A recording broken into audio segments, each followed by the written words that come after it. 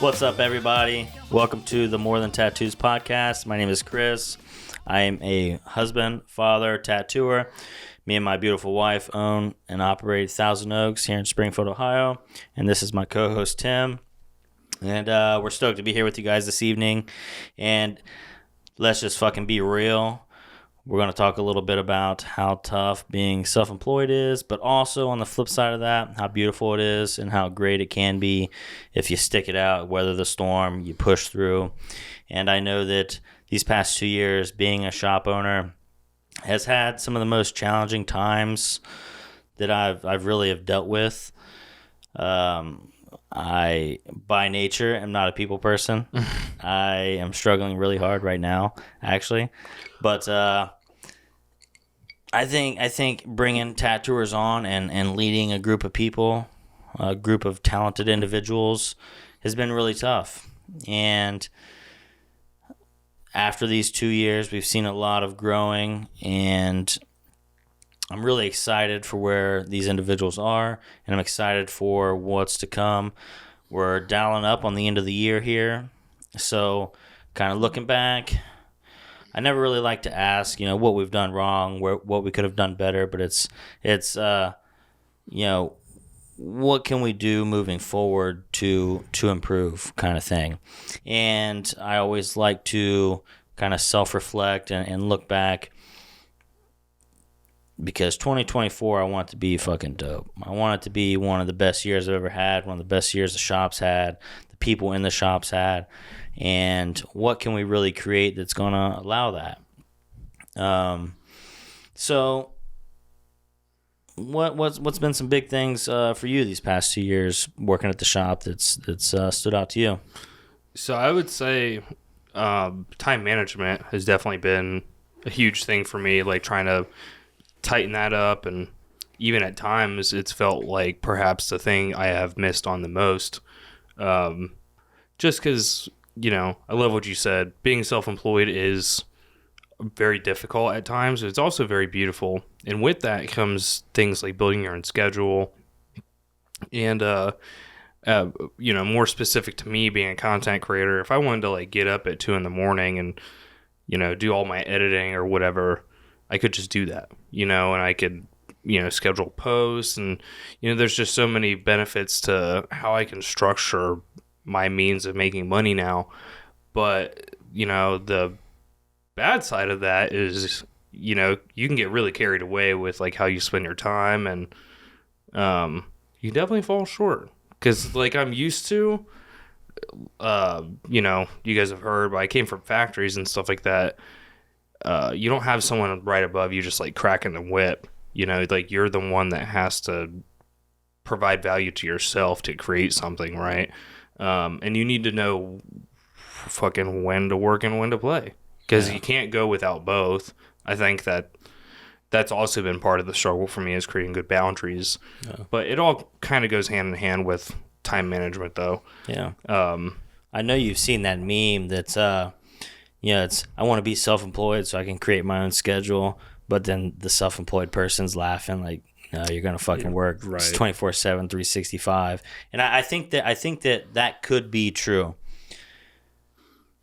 but from experience, having the ability to create your own schedule, really what the sacrifice is how fast you're getting there. Right. Like I could work 24/7 and I could speed up that timeline, but I have the ability to pick and choose and move at a pace that allows some freedom. Yeah.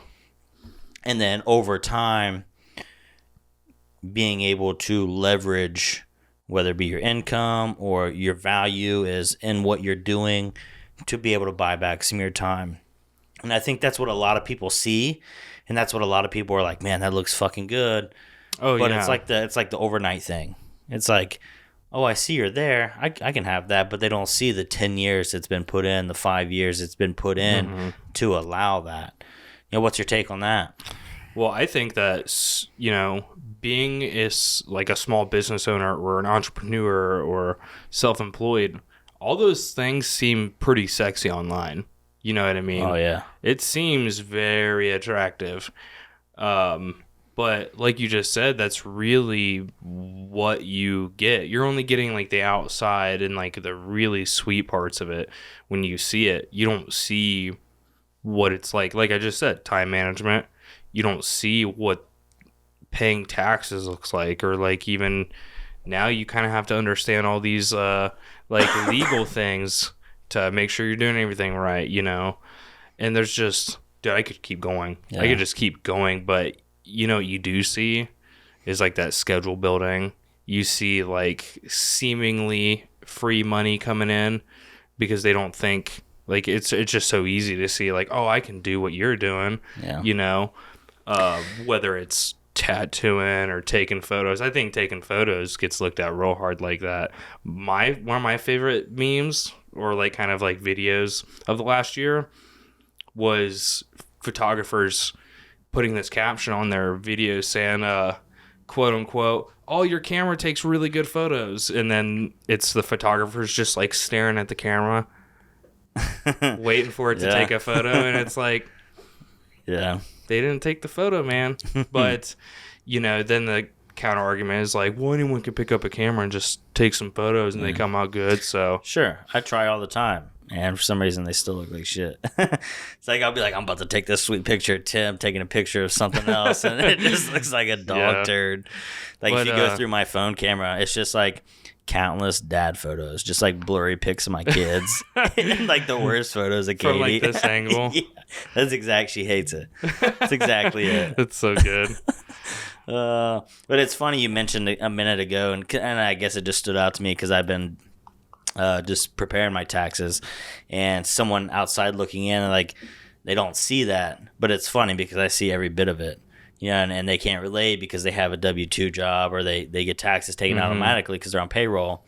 But they think, oh, they don't see that, but it's the fucking complete opposite. I see every penny that I give away to the government, and it fucking hurts. It does not feel good. And having been a W-2 person, I've told you this before, the biggest switch for me was like not getting a tax return. Yeah, because you could like, you can like set up on a W-2 how much the government's taken from you throughout the year, and the more you allow them to take, the bigger return you will get at the end of the year, right? Yeah. So of course, me just like being a single guy at the time, like not really doing anything, fucking take as much as you want, because it feels so good getting to like the end of the year and getting like $2,500 back. Just like it, I don't know. It just feels really good. It's like a savings account kind of or something. It is out of sight, out of mind, and then you're rewarded. And then of course you get it and just squander it all. You know, it's free money. Well, really, it's not. It's just not. You know, that's W-2 math right there. It's free money, right? Yeah. I think that's one thing that a lot of people at the shop will have a better go on, because I think for the first 5-6 years of my tattoo career, I made like 10 grand or something like ridiculously low, so I never really had to pay much, but kind of moving into a place where like fully legit, a lot of money goes out for sure, and it's a blessing in disguise, because really I could not turn money in, and I would save maybe $300 on $1,000. But on the flip side of that, let's say I turn that in, and the amount of money that I net, I think the bank is willing to give me 2 or 3x that amount of money, to buy a home or to invest in a business, or whatever that looks like. But when I'm just like putting it under my mattress, I'm saving it, fuck Uncle Sam, I'm really just hurting myself because I can't do anything besides like spend my money frivolously. So I think some people at the shop will definitely have a better go at it, and are years ahead of where I was when I was rolling. You know, so that's exciting stuff. I guess tax stuff, but and it's just part of the iceberg, right? Yeah. Because one thing I know that you've learned over time, being self-employed means that you're the entire company, right? So to break that down, you are the COO, you are the CFO, you're head of HR, right? You're part of the marketing team, the sales team. You have to do all those things, and you don't want to miss on any one thing, right? No. Except for HR. Fuck HR, But, sales, you don't want to miss on that. And to maybe relate that to the tattoo world is like, you have to not only like be able to handle clients well when they're coming to see you, but you also have to get people to come see you, right? Yeah. And you have to do so many different things in the business. It's not just your one thing.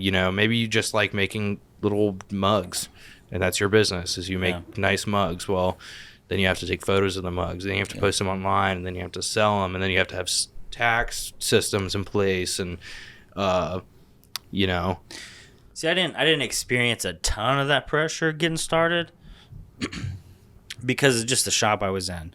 It was more of a walk-in style, street shop style shop where there was always people that was kind of flowing in the door. So I had my social media, and I definitely utilized Facebook. Facebook was really the tool that helped me get my business rolling. I definitely utilized that, but I didn't have as much pressure. For one, my responsibilities wasn't so high, and I think this was pre-inflation, pre-COVID, obviously pre-inflation, pre-COVID. I mean, this was 10 years 7 ago. to 10 years ago. Yeah. I did have a kid, so I definitely had some financial responsibility, but my means of marketing was sufficient. Facebook and then taking walk-ins in the studio. But with Thousand Oaks being more of a appointment only style shop, and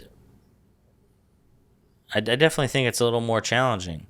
And really, as the owner, we don't have someone that does social media for the shop. We don't have someone who makes posts for artists on the Thousand Oaks page. Everyone is kind of tasked with their own marketing, and I think that it kind of plays into what I've always wanted, because I'm not naive. People come and go, and obviously I want whoever wants to stay for as long as they want, but when they do leave, I want them to be fully prepared to go anywhere on God's green earth.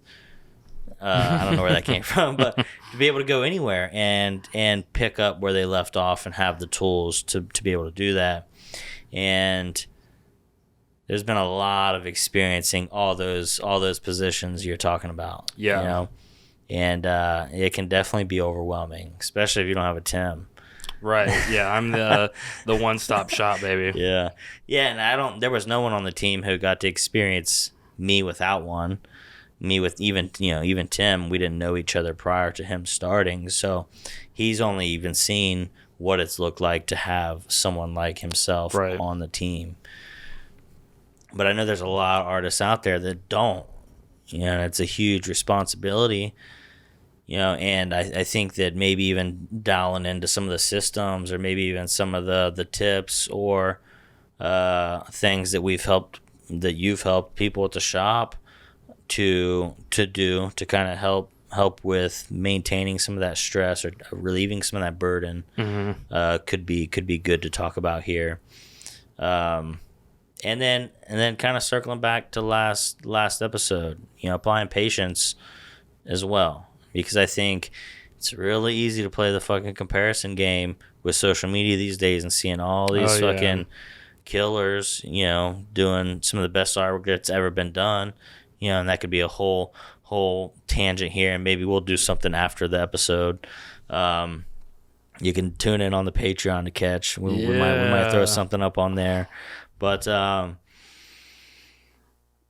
there's just a lot to it, So right off the top of your head, maybe one tip, 2 tips that could relieve some of that stress, some of that burden. Right. Yeah. I mean, well, I'll pair this tip with a good book, Atomic Habits. I think just setting up good systems. That's a good book. It is so good. But yeah, I think setting up good systems for what you're trying to accomplish. We were just talking about this earlier, like sectioning off some time throughout the week to do some tasks that we would like to do together, so that we can be a little bit more prepared and a little bit clearer headed when we go to tackle some of the projects that we work on together. But, good systems aren't only good because they build good habits, but also for me has an accountability factor in it. And it's really powerful when I think that you have something that you can build accountability with on your own, because we'll say you capture content and you want to like make a video, so you need to have made time to edit that piece of content, right? If you just like put that on your calendar or something, or say like you run off a notebook. I used to love taking notes. I've kind of moved towards sectioning things off in my life, but if you had relied strictly on your calendar, if you just like put that on your calendar, and as soon as that timer goes off, have some boundary with yourself, or just rely on your calendar. Like, the calendar told me to do it, so now it's time to do it. Putting that kind of faith and like putting systems in place like that, I think are really good, really good stepping stone. At least you start to become aware of how much you don't put intentional thought into this, and maybe you just like, fuck, I haven't got any emails and now I need to post. But if you had a system in place, you would have just been posting consistently without worrying about if you're getting messages or not. There's a time for when you're replying to messages. There's a time when you're trying to market yourself, which is content posted on social media. Or maybe you have like a big walk-in shop, or like a lot of foot traffic.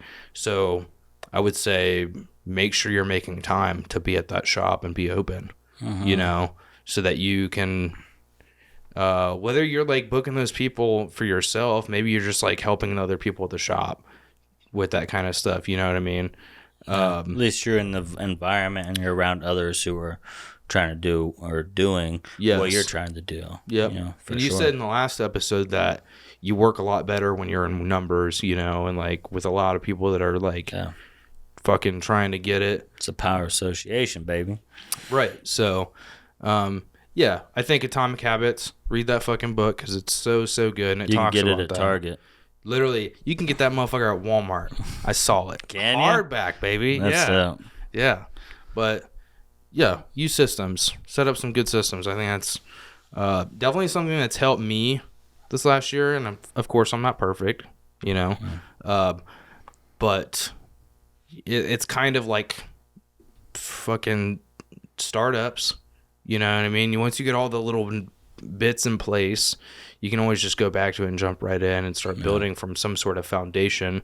And dude, there's so many fucking good references or resources online that can help you tailor the best kind of systems for you, depending on what kind of goals you have. There's probably some really good apps to use as well. Not just like time management apps, but also video apps that I'm sure that could make things easier for a one man show. I know that we don't really use a ton of apps. I usually use Adobe Premiere and a lot of it in there. Well, shit, I just saw this video not too long ago where someone had taken ChatGPT and they had downloaded some extensions to it. There was one that was like a CapCut extension for Google, and then Canva. It was a Canva app extension they downloaded for Google, and they told ChatGPT to make them like a 10-second video about the stock market using ChatGPT or using fucking CapCut. And then I guess it did it using that extension, and then it was like, okay, take that video and then put text and stuff on it that makes it look really good in Canva. Jeez. And then make it for Instagram. So really, this guy that doesn't fucking edit videos at all just got like a 10-second video that I'm sure a lot of fucking people are probably going to watch because it's a hot topic. It's about the stock market. But I'd be interested to see what that looks like for like tattoo content, because sometimes it spits stuff back that is like really floofy and like whimsical, and but you can again tailor ChatGPT or AI, I guess in general, to do anything exactly you want it to. So dude, the tools that people have these days, that I don't know how viable they are to use them, but people have, again, in a sexy way, sold this idea that you can use AI to really solve a lot of your issues the day in and day out, and it does help in some ways. We use it for some stuff. Yeah, and I was just watching one of the extras on the Honest Tattooer podcast. I signed up for their Patreon, and one of the first clips they had was on AI, and they talk about how they use ChatGPT and use it with Midjourney and to help really create solid scripts or solid what do you call them? Fucking like dialogue or like transcripts. Yeah, just to create the imagery they're going for. But I was, even then, to me, that's really basic compared to what you're talking about. But I feel like I struggle a lot to use AI because I'm like, I don't want to put more than 20 words into this motherfucker. I spelled half of them wrong. Why don't you know what I'm saying? Right. You're giving me the same image. So, like, you're putting the same text in there. Yeah. And I think a lot of it is keywording, like coming up with the right keywords to give it back what exactly you're looking for. But in terms of being like a small business owner and just super generalized, I don't know. I've not used a lot of it outside of maybe some creative things like caption building or like transcribing text, maybe or different thought processes on things. Stuff like that. There's been a couple times, honestly, where I've like just not noted, like didn't know what to do in my life. I had like an existential thought or something, or an experience or something I was in, and I've used ChatGPT to like help me with it, and it will give me some legitimate answers. But of course, it's like scrubbing through thousands and thousands of Reddit pages to find me that information. But yeah, it's still helpful, especially when you're in a pickle. It's a crazy thing to think about, just that whole AI world. And it's AI right now is like the internet in 2001. Right? Yeah, it's gonna fucking grow so big. And I've been working a little bit on my own time to try to kind of catch that wave a little bit, but really it's like fucking over my head, Dude. And I'm working on it. And I think it's going to be one of those things that if you don't start catching on to it, you're going to get products that are going to come out that are just going to give you their version of it, which we're literally already in that because you got an iPhone. Yeah. Like you're already kind of comfortable and rely on like Apple's version of AI because who doesn't know Siri? Who doesn't know how to work it, right? You know what things right now it's going to be able to give you and what it can't give you. So what's going to happen when fucking iPhone 16 comes out and it's just got this whole busted ass fucking AI in it? It's like, dude, Siri is amped up. Yeah. Like she can do everything now. Order your whole, which I mean, like Google Homes can already like order you grocery lists and shit, So I don't know. The FBI is listening. Yeah, literally. Yeah, always. But you saying some of that makes me just think about some of the tattooers that didn't want to play nice with marketing or Instagram or like doing the whole social media thing. And I think right now more tattooers are feeling the sting from that than ever before.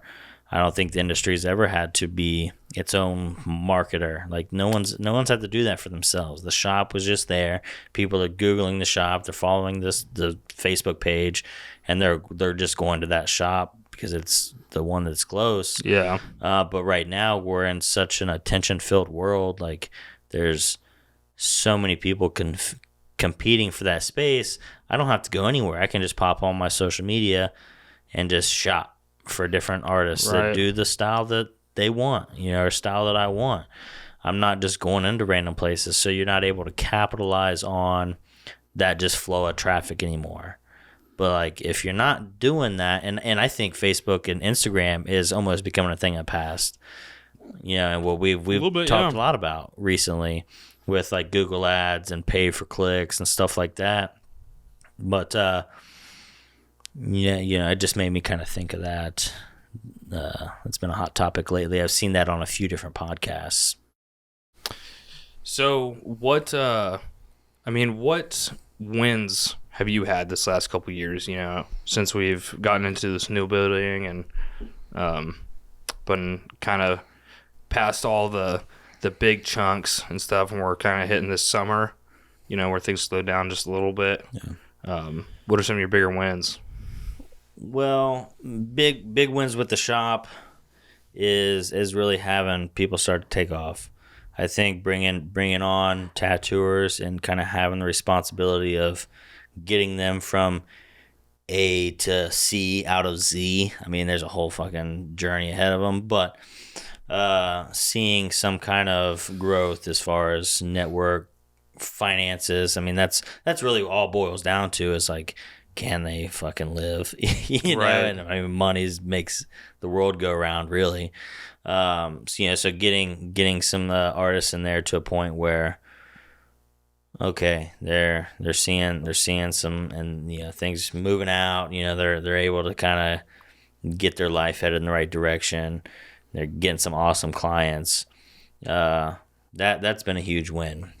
But then for me personally, it's being able to buy a fucking home. Yeah. Dude, I've been renting for 10 years, 5-6 different places, having a kiddo on top of that, moving around, being able to buy a home. And I know that you self-employed people know that's not easy. Yeah, right. And a majority of you tattooers probably can't even do it right now just because we've been on the pirate ship for so long, But putting my foot down, identifying a goal, and then just going all out with saving, turning in money, trying to be legit, and then being able to get approved for the home we got approved for is really like a dream come true. And I kind of discredit it sometimes a little bit because I'm like, well, if it's not a dream home, it's pretty fucking close because, we talked about the dream home. That's boat, big ass dock Right. with the lake, fucking monster windows overlooking this huge blue, that's the real fucking dream home. And that might be closer to retirement, empty nester kind of thing, But the house we was able to get, beautiful. Kids love it. It's a pretty ideal home. Good school district. It's pretty ideal. And that was fucking huge for me. And then, boom, back to back, me and Katie got married. And, that's something we were engaged for like 8 years. Like, she's been wearing a ring for a long time, bro. And when we originally talked about it, like, the goal was to be able to have like a pretty baller wedding. In mind was like the traditional style wedding, to where we could have a super nice event and not be just something that, because there's a lot of people, especially over the years, said, just do it. You don't need to do nothing big. You don't need, so much to the point where even mentors in my life were saying, like, dude, I don't even think about my wedding very often. Like, just get married, That's what's important. Just get married. But in my head, I'm like, man, if I'm going to do this once, like, I want to fucking remember it. Yeah. So we put it off for a long time. And then finally, we were able to make it happen. We went the route of me and Katie. We went out to Glacier National Park. It was fucking beautiful. Just me and her, no kids, no family, which was kind of a bummer, but it was totally worth it, man. It was surreal.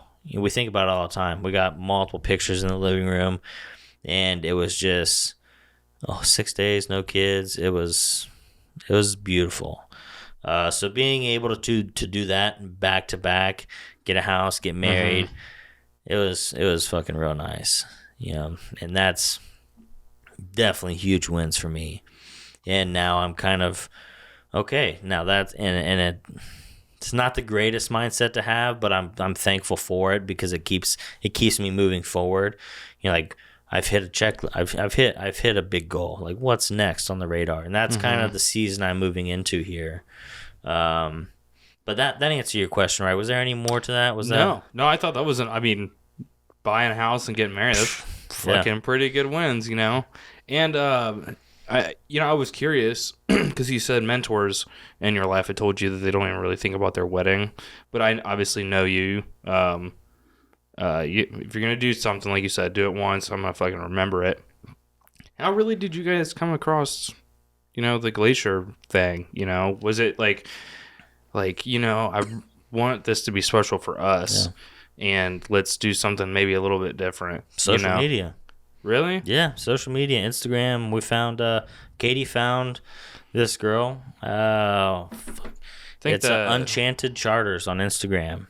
And she just elopes people, but she just got pictures all over the West Coast: Arizona, Oregon, Washington, Montana.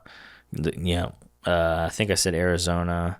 Basically, that whole side of just the beautiful Midwest. Yeah, and she just had a list, very detailed, very laid out. We didn't have to plan shit, which was nice. She just asked us a few questions and orchestrated it all.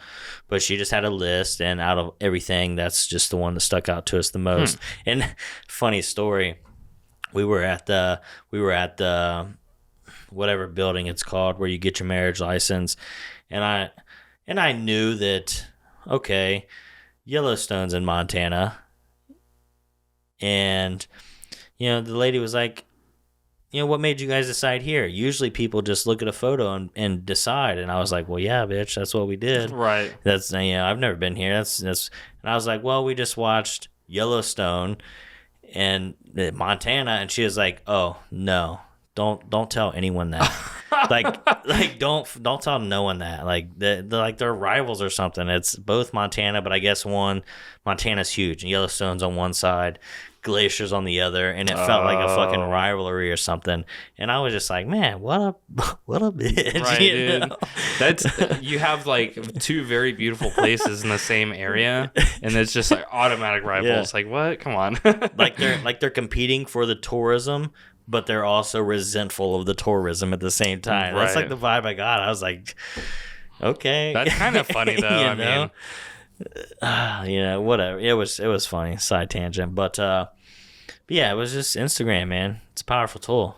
Yeah, that's crazy. And I mean, that's I mean, you see people do it, and I think it's cool because I was just in a wedding. I was a groomsman in a wedding, and it is always beautiful to go to those things. But dude, I was just, because I'm the kind of person that I would love to just go hiking through mountains, even if I'm not getting fucking married. It just sounds epic. Yeah. You get to see like such beautiful things, and seeing some of those photos that you guys got or whatever, just like fucking unreal. Yeah, it was awesome. It seems like a not real place. Like, did it feel that way when you were there? It felt fucking surreal, bro. For real. Like, yeah. And I know we talked about it at one point, but I can't remember if it was one of the episodes we decided to fucking chalk. Yeah. But yeah, you guys got to sub the Patreon to get all the extra shit. Yeah. It was beautiful. I mean, breathtaking, But yeah, we want to go back, I wish we could go tomorrow. Mm-hmm. Right. That's what those where you're gonna get that ranch house in the mountains you was talking about. Yeah. Well, and the craziest part about it, because we're talking about business, being self-employed, and once we got there, it was like nothing else mattered. Didn't really have service anywhere. Like, we couldn't do business. Nothing else mattered. Now, getting there was a challenge. We missed our flight. It was my fault. I thought Katie was about to leave me right there in the airport. I did. Oh, that's fucking funny. We stayed in. We went and got a hotel room for a few hours because our flight was later that day. We found another one later that day, but we just stayed. And she went up to the room. I went and got breakfast. I gave her like an hour, 2 hours to like do it. Decompress. I was like, yeah, we can get there 45 minutes early. No big deal. We walk in. Little did we know they quit checking bags for flights 45 minutes early. But there was also like 50 people in line. Oh, so we were like within 10 minutes, and they're like, nah. And it was a terrible time. But we made it. And when we got there at like, it was like 3:30 in the morning. The car rental place usually closes at 1. For some reason, they were open, and they had one fucking car left. That's beautiful. It was crazy. Thankfully, because I would have been in a world of shit if we had to sleep in the airport. I would have put myself in a world of shit. Yeah. But once we got settled in, we had a nice little cabin. It was amazing. Mm-hmm. And then flying back, and this was the whole point of the story right here. We crossed the bridge over Kentucky, because we flew back into the Cincinnati airport, which is in Kentucky. Don't make no sense, but we were driving over the bridge coming into Ohio. And as soon as we got in Ohio, I don't know if it was just because I drove there so many times for business purposes but it's like it all fucking flooded back, man. It was like immediately just started thinking business. Like on my way home, like I'm like trying to stay off my phone to like handle shit. You know, and it just like flip of the switch, right back to it, you know, and I couldn't help it. It was just back to the grind. Have you like thought on what that was? Like as far as like why that flipped the switch? No, I mean, if we're talking about habits here, you know, you mentioned atomic habits. There's cues. There's like triggers that will trigger a habit. You know, like one, for instance, I smoked cigarettes for a long time. I eat food. That's a trigger that makes me want to smoke a cigarette. Right. Even without smoking cigarettes anymore, that still triggers that. You know, so I just think seeing familiar places, having rode that same road, you know, headed past Centerville, you know, kind of areas that I've worked, I think it just triggered it. I think it cued that habit up, you know, and it just kind of flooded back. That's really all I think it was. Do you think there's a way for you to like, because I relate so much to that, but it's like I don't fucking go anywhere.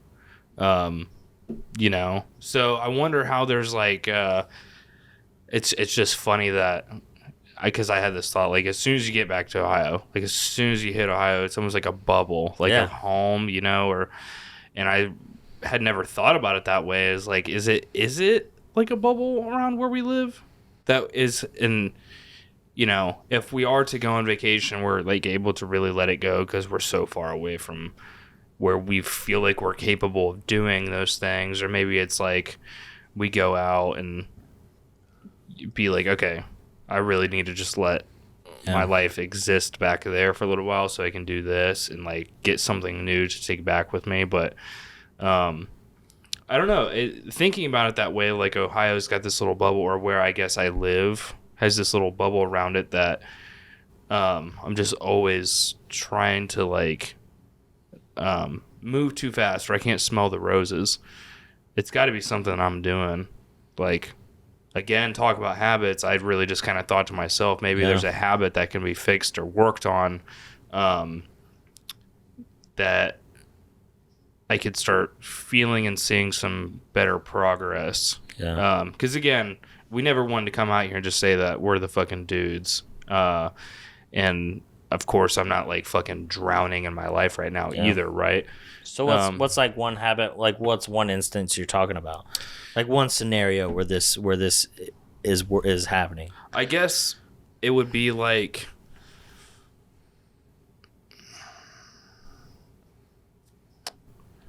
I guess maybe this is on one of those chalked episodes we had, but feeling like I'm spinning my wheels out. Like, I'm not making progress, and I'm just like, it's almost like I'm thinking too hard about the amount of progress that I want to do, or like, oh man, this next thing I'm going to do, it better have like this much momentum that comes with it or something. And then just like feeling like not doing it because the results aren't what you want or something. Like, for example, like just posting, because like the last couple of weeks, or I would say like maybe last week in particular, we posted a lot on social media, and sometimes that can feel like it has a lesser return. Yeah. So it, you know. Well, and that was what sparked for me. Yeah, it's like someone whose job is social media. You research social media a lot, you know, and like when you're researching social media, you're not stopping and analyzing posts that fucking don't do anything. You're like constantly looking at shit that's popping off. So you're seeing these inflated numbers. You're seeing these, you know, hundreds of comments. This stuff stands out to you because this is what you're trying to duplicate. Yeah. But not getting that would for sure make me feel like that. For sure. Right, like the wheels are spinning out. It just isn't happening for me. How can I make this happen faster? You know, but I think that there's a lot of people that feel that. A lot of young teens, young adults, graduating high school, going through college, they're feeling that same fucking thing because Instagram just, you see people shine. Mm-hmm. And I think that's one part of this podcast that we really want to not harp on and not seem daunting, But like, talk about the realness of it. Talk Yeah. about the fucking struggle victories. Talk about the shit we're going through and the hard times, because it's easy to get on here and like, look at us, we're looking good, pat my ego, make me feel, But to be like, okay, ego aside, have some humility. Like, this is what I'm going through, and it's fucking tough, And hopefully, I'm sure a lot of you guys can relate to that.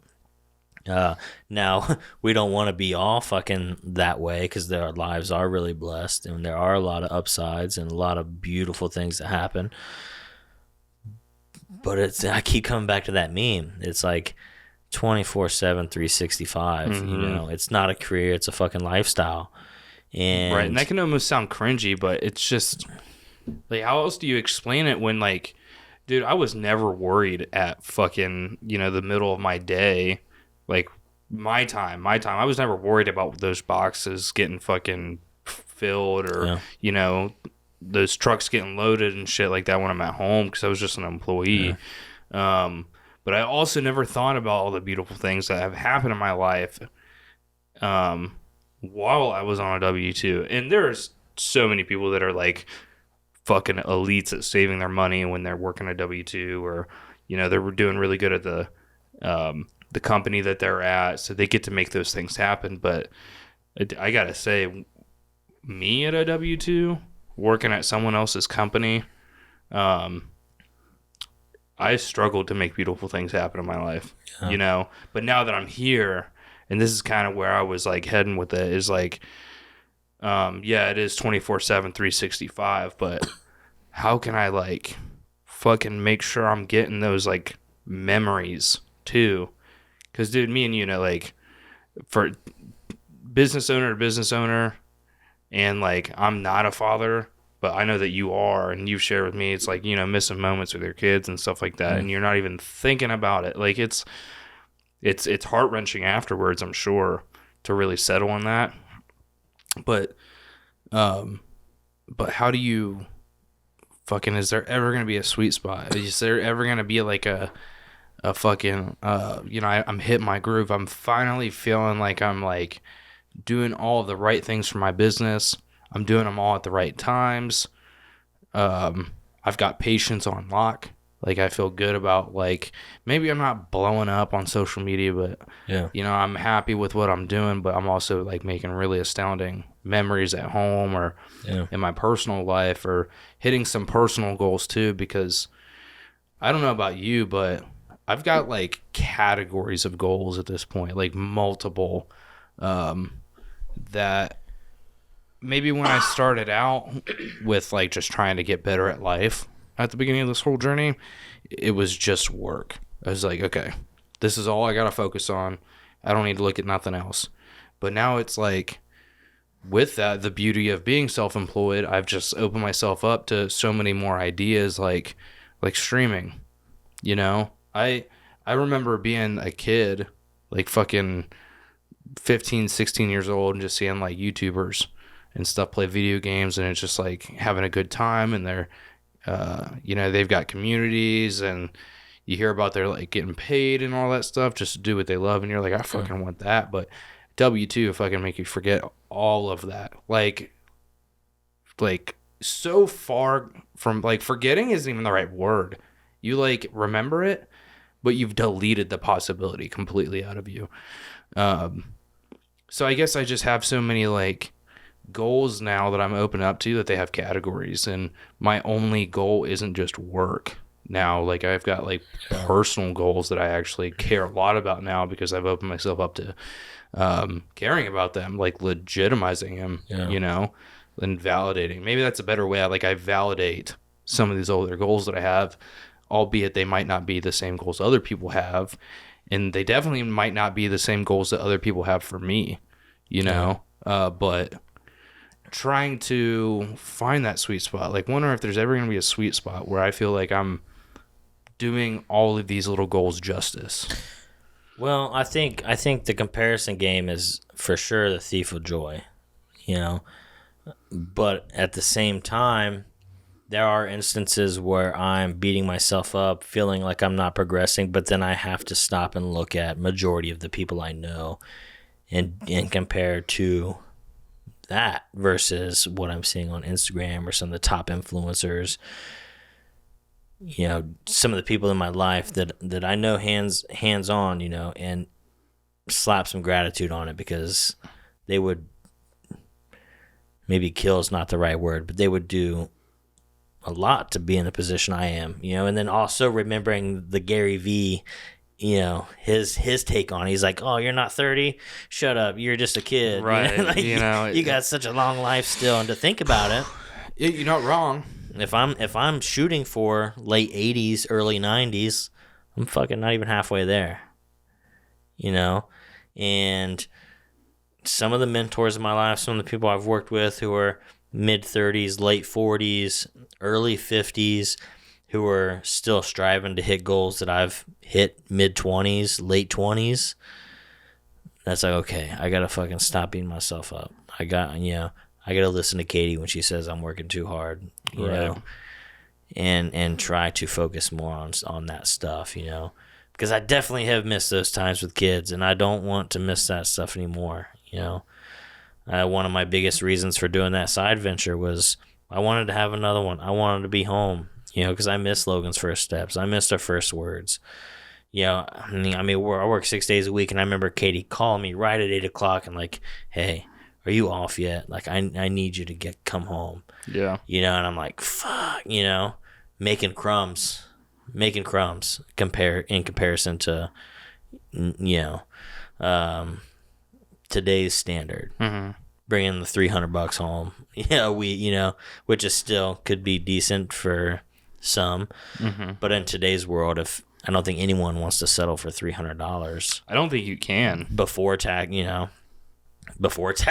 right? Yeah, making like 175, 220, 215 after post taxes. Yeah. You know? It literally adds up to like $15,000 a year. Yeah, which is crazy. Rough times, but I think thinking about some of that stuff and trying to bring some gratitude back into things definitely helps with that feeling. You know, and we have worked hard, man. We've put in our hours to be able to leverage that time, which I think is big, you know. Some people want to put that time before they're able to, and then it really fucking ignites that, like, anxiety, depression, you know, discontent, like, all that shit could, you know. So there's a period of time where you got to go all in and make sacrifices. Right. But I don't know. Does that answer your question? Yeah. I mean, I think I remembered what you asked in that, and then I think I hit it on the head. But. Yeah. I mean, just coming up with better habits for gratitude, I think, would be the thought there. Because that's what's difficult is like, or I guess maybe for the way that I work, and like I said, the tip that I gave is like good systems and building good habits towards that. Because systems, I think, will eventually build the habit. Yeah. And then now that you have the habit, you kind of forget the system even exists. Yeah. Because you're just doing it. Of course, like, you know, your shit's on the calendar or whatever. But just like some sort of better habit. Like, what are the habits for gratitude and gratefulness? Depends on what level of discontent, anxiety, depression you're dealing with. Dude, I remember riding around in my vehicle, and I would have sticky notes taped all over my dashboard, saying dumb shit, smile, you know, be happy. You're just like, I am good enough, stuff like that. I had fucking sticky notes all over my dash. I felt like a crazy person. But you can go get a dry erase marker, put that shit on your mirror. Yeah. I mean, you could set alarms on your phone. You could fill your life with gratitude if you really wanted to. There's all kinds of opportunities for that. All right. So, if you guys have, you know, stuck it out with us this far, just want to take this small moment to tell you guys we appreciate you. Very grateful to even be able to sit here and that there are some people listening to this, because the response we've gotten so far from the episode releases have just been awesome. You know, we've had clients reach out telling us what they think of it. You know, fellow tattooers, friends, family, and, you know, that always feels really good, and that's a big win for me. So just wanted to say appreciate you guys and drop that we do have our website now, and we do have some merch. So if you made it this far, you fucking need a shirt. Right. You need to go get a shirt. Because you've hung out with us through some shit, but it was good, getting to spend this first couple episodes just kind of telling people where we came from and how they met us and stuff. For me, honestly, it's just been nice reminiscing. Right, yeah. Good memories. And we don't do it a lot unless we're trying to use it as an example towards a topic we're trying to talk about at the shop or something. But really getting this opportunity to, all right, Chris, we're going to sit down, we're going to talk about what we've been through. Yeah. It's actually have some intent behind the conversations. Right. It kind of feels like start out like therapy a little bit, but it was good. And I'm just really looking forward to, now that you guys are all caught up to where we're at and where we've come from, what's coming for us, right? Yeah. And like I said, 2024 is going to be awesome. And I'm really grateful for the artists we do have at the shop. Thea Maxwell, Grace Eckert, Dylan Caldell, Becca Paoli, my beautiful wife, Katie Van Noy, Katie Powell. It's been a long time. It's been a long time. Katie Powell, she does awesome eyebrows, permanent cosmetics. But I just want to say thank you to you guys, for being a part of the shop and helping build the culture that we're trying to create and live into. And I'm just circling back to gratitude. I'm just super grateful. Life's good. Sometimes I beat myself up and kind of forget that, but it's good, and we're excited about where we're going. So moving forward, we're going to try to be loosey-goosey. We're going to have some fun topics, try to keep the entertainment value high, and try to just create a vision for where we're going, what's going to be happening, and bring you guys along on that journey, and hopefully inspire, encourage, while also being inspired, So really appreciate you guys.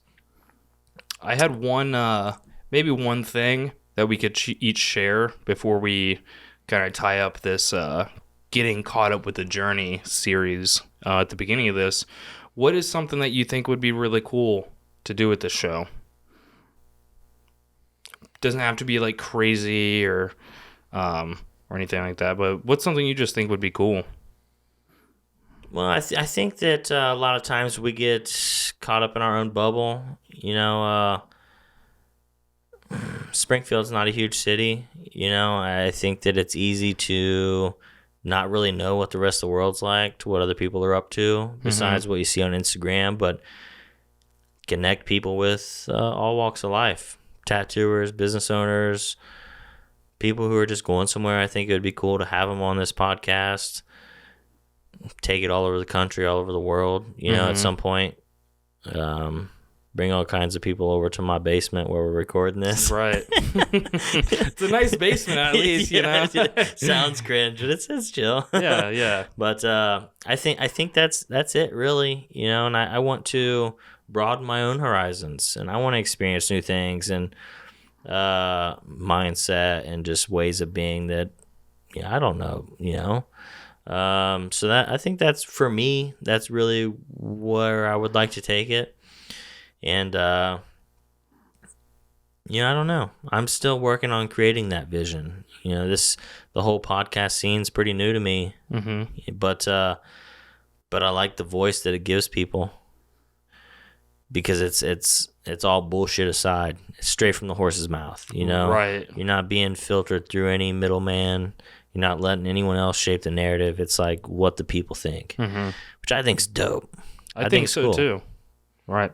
It's something I'm really excited to maybe making happen. I come from a music background, so when I was younger, it just always seemed like it would be so cool to go on tour or whatever. Now I know you can do mini tours, and there's promoters that set all that stuff up for you, but I think it'd be cool to do a little circuit, a little show circuit with this, and just pretty much for the same reasons. It's just connect with people that I otherwise wouldn't online or something.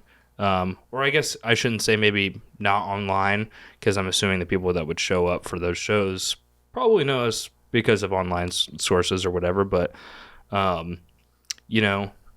just actually get to see those people in person, to maybe do a couple of episodes at some conventions coming up this next year or something like that, and maybe kind of funnel that into doing like a mini circuit where maybe we go to like 3 or 4 places that are like bigger places, and maybe it's at a convention, or maybe we like rent out our own little like Airbnb it up. I could do it at someone's tattoo shop. Fucking see business. I mean, the possibilities are endless. That would be so sweet. I think going to someone's shop in particular would be super cool. Like maybe if we had planned out like 4 or 5, maybe 6 different stops where they're like in this like tri-state area, and we're just like bam, bam, bam, bam. It'd be so easy to travel with a table and mics, a couple chairs. Set up wherever. Be so rad. That's dope, man. I think that's doable as fuck. Mm-hmm. We just got to keep showing up and just stay consistent. Just like all of us, all the business owners out there, you just got to keep doing the thing. That's right. What they say, the only way to fail is to give up. So appreciate the shit out of you guys. Thanks for hanging out with us, and we'll see you on the next one. You guys have a good evening. Peace.